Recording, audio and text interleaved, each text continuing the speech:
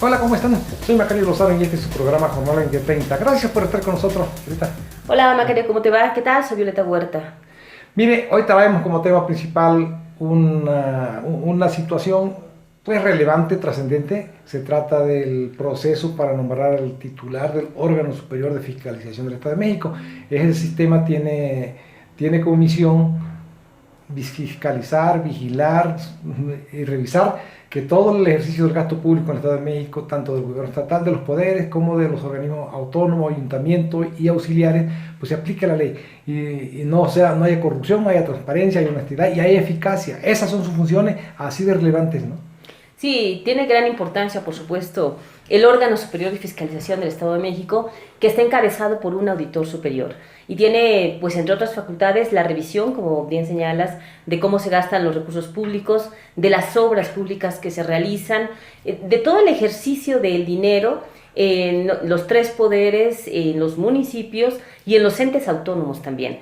Tiene que auditar para justamente revisar cómo se está ejerciendo el recurso, y ahora con el sistema anticorrupción incluso tiene más facultades y puede recibir denuncias de los ciudadanos, darle seguimiento, por supuesto, y bueno, es un órgano que pudo haber servido de mucho, pero que lamentablemente tampoco se ha tenido gran información de que haya, pues, aplicado sanciones, de que haya detectado algunas cuestiones. Lo que se ha detectado y bueno, se ha dado a conocer en muchas formas, es que es la Auditoría Superior de la Federación, es decir, el ente federal, el que ha siempre determinado de algunas observaciones, el que ha hecho hallazgos, el que ha hecho observaciones porque no se ajustaron o habría presuntas responsabilidades de algunos servidores públicos. Precisamente el anterior titular de la Auditoría Superior de la Federación, Juan Manuel Portal, él sostenía que los sistemas de fiscalización de los estados, aun cuando constitucionalmente dependen de los poderes legislativos, en la práctica respondían, servían y protegían, ocultaban las irregularidades del gobernador en turno en cada lugar, independientemente de quién fuera el partido que gobernara. Y yo creo que es muy visible, muy notorio en el Estado de México. El INEGI, por ejemplo, ubica a la clase gobernante, porque luego ellos dicen el Estado de México. A mí me parece que hay un error cuando se dice el Estado de México es el más corrupto. El Estado de México no es el corrupto. Es corrupta la clase gobernante, y la clase gobernante a la que alude el INEGI la ubica en el primer lugar de corrupción en el país. Pero además como el doble del promedio de corrupción, que de por sí es muy alto en México, pues a la clase gobernante del Estado de México le dice que tiene el doble de índice de corrupción. A pesar de esta monstruosidad, el órgano superior de fiscalización del Estado de México jamás ha encontrado sobreprecios en obras y servicios, jamás en arrendamientos, jamás ha encontrado enriquecimiento ilícito, ni empresas fantasmas, ni facturas apócrifas. Bueno, no han hecho nada, ha habido una impunidad y un ocultamiento, encubrimiento y protección absoluta. Por eso es muy importante precisamente este nombramiento que se va a hacer. Sí, a pesar de que hay obras que quedaron inconclusas, hay hospitales que la propia Secretaría de Salud Estatal ha señalado que, por ejemplo, los ayuntamientos nunca debieron construirlos porque no tenían el permiso necesario, y entonces, sin la autorización, es muy difícil que se puedan echar a andar. Fue una responsabilidad de algunos alcaldes y no hubo observaciones del órgano superior de fiscalización para señalar ese tipo de cuestiones. O, por ejemplo, ahora que ya que están revisando también el tema de salarios, el tema de deudas. Era lo más común, algunas deudas, pero bueno, había que checar, claro, una por una de los 125 municipios, porque también el órgano superior no exhibía a nadie, no señalaba, pues tenemos pendientes con tal municipio, hasta ahora que llegó Morena y que evidentemente le interesa exhibir a los anteriores gobiernos, pues ha estado sacando a la luz diversas anomalías, diversas observaciones que se hicieron, e incluso por eso no aprobó la cuenta pública de varios municipios e hizo observaciones a entes como el ICEM, como el ICEMIM, como la Universidad Autónoma del Estado de México, el propio CUSAEM, que siempre se señalaba que no lo podían revisar porque no tenía recursos públicos, ¿no? Pero bueno, llegaron estos diputados y resulta que el órgano superior sí tenía información y sí podía revisar. No, hay una cuestión de la fiscalización en el Estado de México, es que, por ejemplo, el poder legislativo, o sea, la segunda más importante del poder legislativo es precisamente fiscalizar. Y esta fiscalización la hace a partir, bueno, por medio del órgano superior de fiscalización del Estado de México. Y este órgano, a través de él también, debía levantar denuncias penales contra los funcionarios corruptos ante la Fiscalía General ante Procuraduría, la misma pues. Nunca, salvo 2 o 3 casos, que eran evidentemente también represalias políticas contra políticos que no quería el gobernador en turno, nunca se ha denunciado a nadie por corrupción. Es increíble, pues el INEGI es un órgano de Estado, del Estado mexicano, autónomo, que no tiene sesgo partidista ni sospecha de que actúan por consigna, que ubique al Estado de México como el doble de corrupto, bueno, a la clase, insisto, disculpen, a la clase gobernante del Estado de México, el doble de corrupta que el promedio de la clase gobernante del país, y que no encuentre corrupción, pues eso quiere decir que no ha servido para nada la fiscalización. Y que la Auditoría Superior de la Federación ha hecho observaciones importantes en materia de salud y de otras cuestiones, aunque sea en recursos federales, pues es difícil pensar que pueda haber algún posible mal manejo con recursos federales, pero que los recursos estatales se hayan manejado de manera pulcra, ¿no? Sí es complicado creer eso, sí hay muchas dudas en torno al trabajo que ha hecho hasta ahora el órgano superior de fiscalización y muchas expectativas de lo que pueda hacer a partir de la elección del nuevo o nueva auditor superior de la entidad, que también hay que señalar que, bueno, evidentemente Morena está tratando de sacar a alguien pues que conozca, ¿no? Que conozcan ellos. No es lo ideal, pero pues seguramente va a ser alguien en quien confíen también los diputados. No se van a aventar a aprobar a algún aspirante que venga de gobierno panista, de gobierno priista, porque ya van más de 20 que se han registrado. Sí, es decir, el desespero político está grande, es enorme, pues, por eso hay tantos aspirantes, pero además el cargo es muy bien remunerado. Yo creo que quien quede, hombre o mujer, pues va a estar bien. ¿Cuántos son? 5 años, ¿no? ¿Cuántos? Ahorita son 5, lo que resta de la gestión que inició Fernando Vaz. Pues no necesita corromperse con lo que gana muchísimo para vivir decorosamente, dignamente como servidor público. Entonces, pues hay que ver a quién nombra, ¿no? Pero lo que sí es necesario que es el órgano superior de fiscalización del Estado de México opere, funcione, sea eficaz, sea transparente, sea honesto y desde luego que rinda cuenta, porque no se puede darle impunidad a los corruptos. Sí, evidentemente viene un periodo extraordinario para el 30 de enero, donde se estará eligiendo a quien será titular del órgano superior, pero también se elegirán magistrados, se elegirá por ahí al nuevo contralor de la legislatura. Aquí lo que hay que tener cuidado es que los diputados no hagan moneda de cambio, es decir, que por buscar los votos, porque para aprobar al siguiente auditor requieren 2/3 partes, 50 votos, que en este momento al parecer no tienen por sí solos, porque al interior de Morena hay algunos diputados que no están de acuerdo con que pudiera ser quien se ha mencionado, que es Miroslava Carrillo. Entonces habrá que ver si no por conseguir votos, la Contraloría, que estuvo encabezada por alguien como Victorino Barrios, que vaya, pues era una persona íntegra y que hizo muchas cosas en esa institución, pues que no vaya a caer en manos de alguien político para sacar adelante al auditor superior. Sí, definitivamente que no sea una cuestión pues, de intercambio de favores, ¿no? Se trata porque son cosas delicadas, muy relevantes para toda la sociedad, aunque no nos demos cuenta, pero desde ese órgano dependiente del legislativo, pues se tiene que combatir la corrupción. Ellos son los principales responsables de combatir y erradicar la corrupción. Así de sencillo. Así es, estaremos pendientes, lo estaremos comentando seguramente pues en unos días que ya sea el periodo extraordinario para salir de dudas, porque ese es un proceso donde no se requiere convocatoria pública y lo define la Junta de Coordinación, lo cual habla de un acuerdo y una definición política.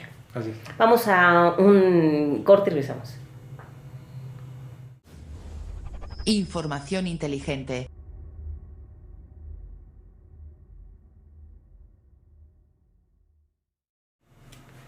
Reanudamos, mira, en el mismo tema de la cuestión de los gobiernos, el diputado del PT, Francisco Solorza, dice que, porque ahora pues no se aprobaron cuentas públicas de 13 municipios, como tú lo dijiste, ¿no? Y dice que esto del mal manejo, de la ineficacia, de la corrupción, de la ineptitud, de la opacidad, ha sido de siempre, porque los ayuntamientos deben 25.000 millones de pesos. En una época cuando más dinero han recibido, ellos se endeudaron, deben 25.000 millones. Y dice que siempre ha sido así. O sea que no es novedad que en esta ocasión hayan encontrado malos manejos. Siempre ha sido así, pero también siempre lo ha encubierto el Poder Legislativo. Justamente volvemos a lo mismo, la OSCE, pues, el órgano superior de fiscalización. Sí, lamentablemente pues no ha habido consecuencias a posibles malos manejos. Vamos, ni siquiera una investigación que pudiera determinar si realmente existió o no corrupción, si existió desvío de recursos. Lamentablemente pues aquí la fiscalización ha fallado en la entidad. Sí, definitivamente. O sea, no ha existido, porque dicen, es que siempre estos malos manejos siempre han ocurrido, toda la historia, pero siempre los han encubierto. Hoy no se están encubriendo, no se están ocultando, no se están protegiendo, y por eso está saliendo a flote esto, pero esto siempre ha sido así. Efectivamente, pues volvemos, el INEGI decía que de por sí el Estado de México estaba, la clase gobernante del Estado de México es el doble de corrupta que la del país, que el país es de lo más corrupto del mundo. ¿Se imagina cómo estamos? Pero esto además va aparejado a legislaturas que fueron mayoría del PRI. Y vaya, ahora que hay una mayoría de Morena, también habrá que exigirles que actúen distinto. Sí, porque si no, también tendrá que estarse señalando que trataron de proteger a sus gobiernos, y eso es inadmisible. Sí, porque la corrupción, la ineptitud, la ineficacia, la opacidad no es buena, es mala en cualquier lugar, sea de quien sea. No hay esta cosa que esta es buena y esta es mala. Ni es privativa de un partido, lo hemos visto. Sí, lo que se trata es que se detecte y se sancione. Así es. Primero que se evite, si se puede evitar, si no, que se detecte y se sancione, porque el gran problema es que no hay sanción a nadie, hay una impunidad terrible, ¿no? ¿Sí? Sí. Y también queremos referirnos a unas declaraciones que hizo el cuarto regidor de Toluca, Arturo Chavarría, en el sentido de que dice que se están vendiendo muchos ejidos, pero además están construyendo en la anarquía, en el caos, sin ningún orden, que están vendiendo hasta caminos, bordos, y las colonias que se están creando en los ejidos ni siquiera dejan calles. Así que es un problema que en el mediano plazo se va a convertir en un problema social, en una serie de conflictos que el gobierno debe intervenir, y que dice que el ayuntamiento lo ha denunciado en el cabildo y ha mandado oficio, pero nadie hace nada, y que también hay corrupción porque los inspectores nunca ven nada. Sí, es lamentable. Digo, Arturo Chavarría pues ha estado muy cerca de diferentes ejidatarios, en diferentes problemas vecinales. Y la verdad es que, bueno, pues ha estado apoyando.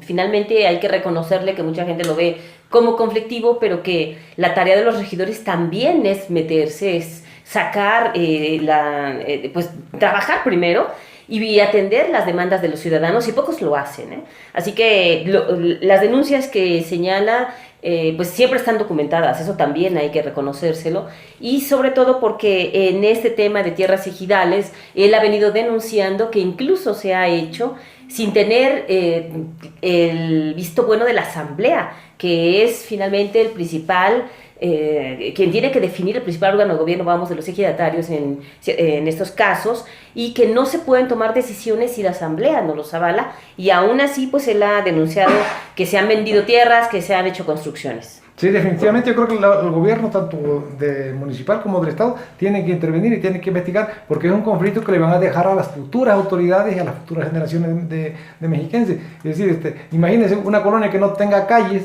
para salir, y el que queda adentro, que puede salir caminando y todo lo demás, pues es una anarquía terrible que no debe permitirse a estas alturas del siglo XXI. Sí, ahí hay mucho que investigar, y de hecho hay autoridades agrarias que son federales y que parece que son omisas, que no estarían atendiendo lo que les corresponde. O también corrupción, ¿no?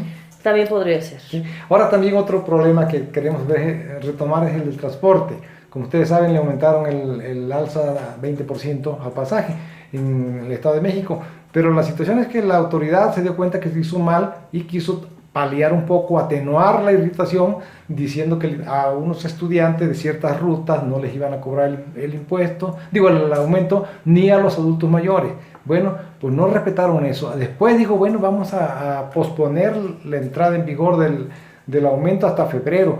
Pues los transportistas no les hicieron caso, ni le dieron descuento a los jóvenes alumnos, ni a los adultos mayores, y la tarifa aumentó desde el primer día de enero, la siguen cobrando como si nada, pues debilitando además la imagen de un gobierno que no tiene imagen de que sea muy fuerte.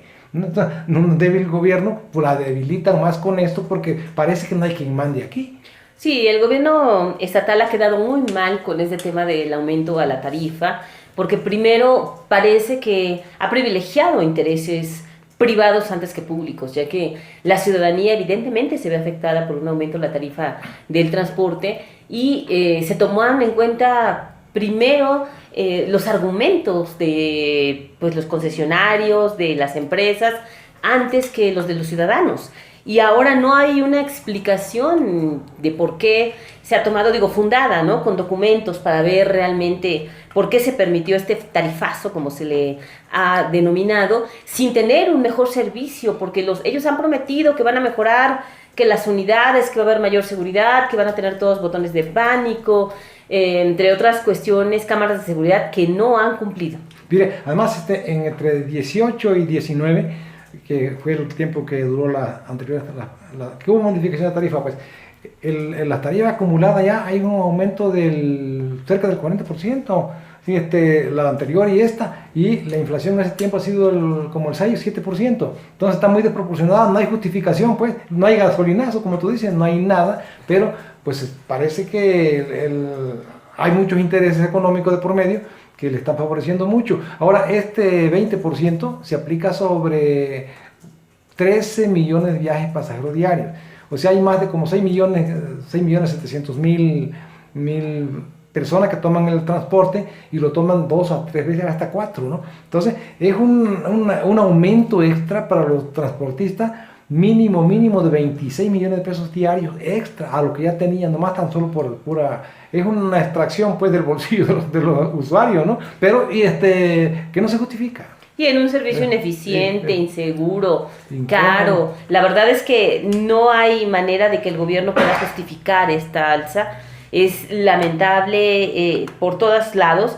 Y bueno, pues aquí evidentemente que el ciudadano pues es el que sale perdiendo. Pero además los empresarios lo han hecho quedar, como tú dices, muy mal, porque no solamente se aumenta y genera malestar ciudadano, sino que después el gobierno anuncia que va a entrar en vigor en febrero y lo están aplicando desde este año. Por favor, solo el secretario Raimundo Martínez cree que le van a hacer caso. Y por otro lado, después habla de que van a hacer descuentos a sectores vulnerables y sale la canapata a decir que aquí no, en el Valle de Toluca no. Pues parece que quien gobierna no es ni el gobernador y quien define no es el secretario de Movilidad. Así de grave. Así de grave, exactamente. Sí. Vamos a otro corte y regresamos. Información inteligente.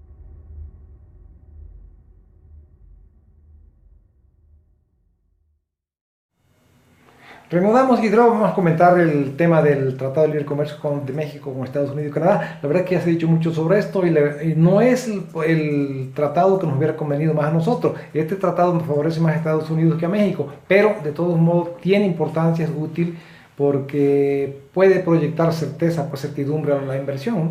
Sí, definitivamente pues es un tema que no puede quedar fuera, en el que evidentemente a México le interesa mucho, su principal socio comercial pues es Estados Unidos y bueno, Canadá por supuesto también es importante, así que pues es un tema que tenía que sacar este gobierno, ¿no? Sí, desde luego, ahora le corresponde pues a la entidad privada, ya no tiene el pretexto de que no sabemos si va a haber tratado o no va a haber tratado, a la entidad privada para invertir, porque la entidad privada no está invirtiendo lo que debe de hacer en México, que es su papel, es su responsabilidad como empresa, como sector empresarial, invertir y generar empleo, no lo está haciendo porque aducían precisamente eso. Ahora ya tiene la certeza de que ya está el tratado, pues, a invertir, ¿no? Y con condiciones complicadísimas, tomando en cuenta quién es el presidente de Estados Unidos. Sí, definitivamente. Oye, y también queremos tratar lo que está hasta en los memes, ¿no? La cuestión del avión presidencial. Pero como todo lo que está ocurriendo con el gobierno de López Obrador, los críticos se centran en lo que él hace para resolver los problemas que le dejaron. No van a ver quién generó los problemas, ¿eh? En el caso del avión, ese avión es una irracionalidad lo que hicieron. Y en lugar de criticar a lo irresponsable, como no era su dinero, era el dinero de todos nosotros, compraron un avión que la verdad no debieron haber comprado. Ahora lo quieren vender y lo critican porque no lo puede vender. Si no lo hubieran comprado, no habría necesidad de vender ese avión. Sí, habría que ver, digo, si realmente era necesario tener un avión presidencial en México, y bueno, de las características que además tiene, ¿no? Sí es chusco el tema que ha sacado el presidente, por supuesto, sí, en el tema de la lotería, ¿no? Y bueno, estas cuestiones, ¿no? Evidentemente, pero de verdad que no nos podemos acostumbrar tampoco a que los gobernantes que pues hagan lo que quieran y adquieran este tipo de aeronaves, en este caso, tan lujosas, teniendo un pueblo tan pobre como el que tenemos. Pero además que se olviden pues que el problema lo generaron otros. Y están criticando a que quiere resolver ese problema a su modo. A lo mejor pueden criticar eso también, pero primero vamos a criticar a aquellos. ¿Por qué compraron ese avión? Era un avión de mucho lujo, lujosísimo, pero aún siendo lujosísimo, para recondicionarlo gastaron 1.800 millones de pesos. Ya lo habíamos alguna vez aquí aludido. Y además un avión de 240 asientos, le tuvieron que quitar 180 para dejar, no, sí, como 180, 160 creo, para dejarlo en 80, para que hubiera espacio para recámara, para bar, para comedor, para sala de junta, para sala de juego.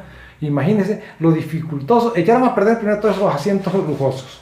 Luego el avión lo desbarataron, casi lo hicieron de nuevo adentro, interiormente. Y ahora para comprarlo, pues una línea no puede comprar ese avión tan caro para 80 personas. Eso tenía 240 y todo eso, pero ahí no hay crítica al que lo quiere vender.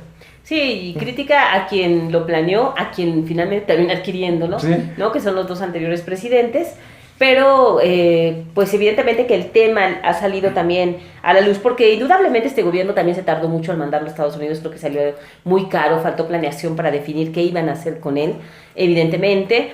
Pero bueno, pues ahí está ese tema que pues ha sido tendencia en redes y vamos a ver cuál es la definición final.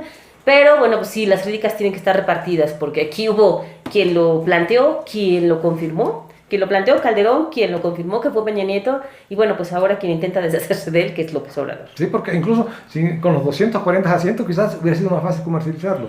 Sí, seguramente. Pero así como quedó, pues no es difícil, ¿no? Y también queremos referirnos a la cuestión de los migrantes hondureños que están en la frontera con México, y la verdad que es preocupante que arriesguen pues a señoras, niños y todo para venir para pretender ir a Estados Unidos, donde ya se sabe que Estados Unidos no los va a dejar entrar. Entonces yo no sé por qué si los gobiernos de allá no hacen campañas persuasivas muy eficaces para impedir que ocurra esto, porque además en México llegaron a un plan que querían ingresar en bola, como se dice vulgarmente, sin registrarse, y las leyes del país no permiten que nadie entre nomás porque entre. Ahora pásale y llégale, ¿no? Tienen que registrarse, pero no quieren registrarse, y ese es el gran problema. Le dan permiso pero que entren, que se registren, como debe ser, como todas partes. Es que en Estados Unidos ni registrándose los van a dejar entrar. Y eso, bueno, hay personas que vienen con muleta, yo no sé quién los indujo a que lleguen a Estados Unidos de ilegales y en esas condiciones. ¿Por qué traen niños ¿cómo se le nombran?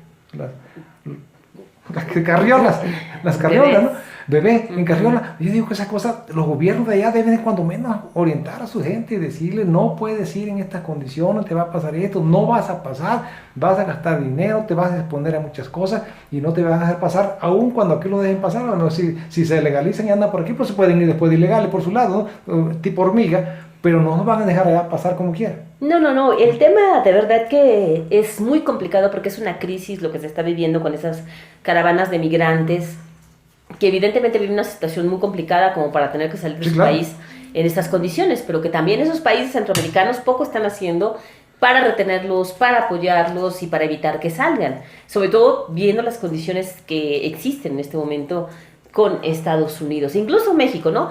O sea, México también no está en una situación como para albergar a tanta gente y apoyarla económicamente. La verdad es que también la situación en el país es complicada, pero pues hay deficiencias en prácticamente todas las partes en este caso, y evidentemente, como tú mencionas, difícilmente o prácticamente imposible van a poder llegar a Estados Unidos, sobre todo sectores vulnerables como los que están tratando de ingresar, y el registro de personas es obligatorio. Es gravísimo que pudieran entrar pues integrantes de algunas organizaciones criminales, incluso inmiscuidos o dentro de estas caravanas, y entonces, bueno, el país tiene que tener un registro de quién está tratando de ingresar y quiénes son. Evidentemente, eso no es malo. El tema aquí, pues, es que otra vez se está tomando de forma política para golpear a México. Sí, desde luego es que... para golpear al actual gobierno. Es que la ley de México así son. También en todos los países tienen ley y tienes que ingresar, tienes que saber quién ingresa. tienen ingresos tan sencillo como eso, que se registren. Es hasta una recomendación que se ha hecho, que no se puede dejar pasar sin saber quiénes ingresan y quiénes no, porque incluso si hay un secuestro, si hay un levantón, si algunas personas fueran utilizadas por bandas criminales mexicanas que aprovecharan la presencia de estas caravanas, ¿Cómo ha ocurrido ya? Claro, para llevarse a las personas, nadie se va a enterar que ya no están, que las secuestraron, que están en trata de blancas, por ejemplo, porque no hay un registro de que ingresaron al país. Es muy complicado el tema, sí sería muy grave que no acepten registrarse. Así es, desde luego. Y también queremos ver la cuestión de la desigualdad en el mundo. El sistema, el modelo económico neoliberal ocasionó pobreza en todas partes y desigualdad, pobreza y desigualdad, que es la combinación peor que puede haber desde el punto de vista social. Y hasta el Fondo Monetario Internacional está pidiendo que se atienda el problema de la desigualdad. Sí, evidentemente ese tema de la desigualdad pues lo hemos vivido en los últimos años, sobre todo, bueno, muy marcado, ¿no? Pocos ricos y muchos pobres también.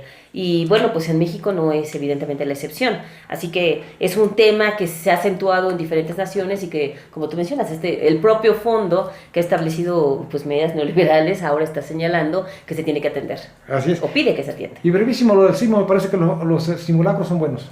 Sí, es el primero de 3 simulacros que se estarán realizando este año, macro simulacro, para fomentar una cultura de prevención en materia de protección civil. El siguiente será en mayo y el otro el 19 de septiembre, pues que ya es prácticamente una tradición. Eso es bueno.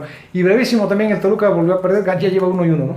Sí, es lamentable pues que no haya podido mantener el buen paso, sobre todo ahora que tiene un buen técnico nuevo como es el Chepo de la Torre. Pero está jugando mejor y le están echando ganas a los jugadores, lo conocían en el anterior torneo. Sí, eso podría marcar una diferencia, Sí. Ojalá que así sea. Y bueno, pues esperaremos los siguientes partidos, digo, empezando estos, son apenas 2, pero pues con el deseo de que el Toluca pueda mejorar, ¿no? Así es, y califique y ojalá sea campeón.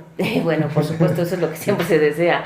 Pues bueno, se nos ha acabado el tiempo, Macario, gracias, estamos en contacto. No, síganos por favor en nuestras redes sociales, si le interesa algún tema o alguna información, también estamos a sus órdenes.